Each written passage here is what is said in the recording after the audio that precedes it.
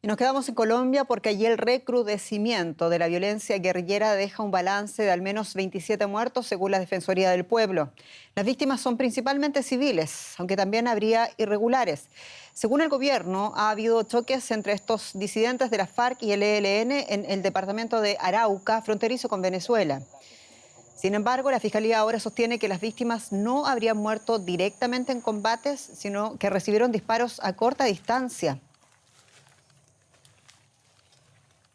Y queremos naturalmente clarificar un poco más la situación. Lo hacemos desde Bogotá con la periodista Deutsche Welle en Colombia, Alexandra Correa. Alexandra, un gusto saludarte. Decíamos, la Fiscalía corroboró que identificó 21 de los 27 cuerpos de los muertos en Arauca y baraja también una nueva hipótesis de la masacre sucedida en Colombia comenzando el año. ¿Qué más detalles nos ofrece el reporte de la Fiscalía?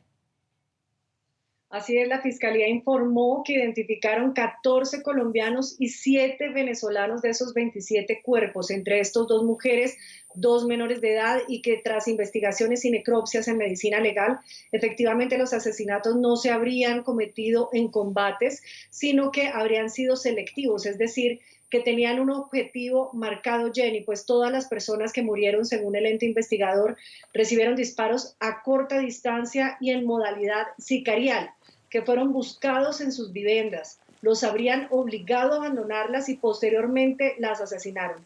Unas de las víctimas fueron asesinadas en Venezuela y otras aparecieron lejos de sus casas aquí en Colombia.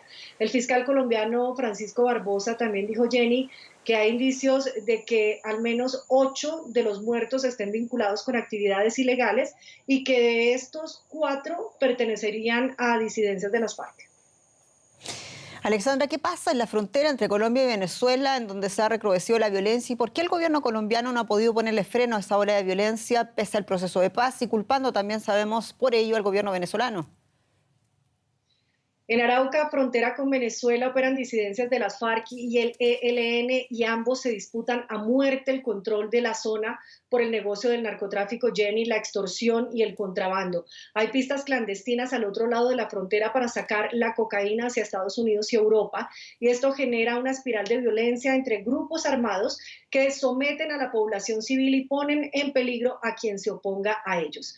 A raíz del débil cumplimiento de los acuerdos de paz de 2016, se estimuló la deserción de más exguerrilleros que se apartaron al no recibir lo prometido y engrosaron las disidencias.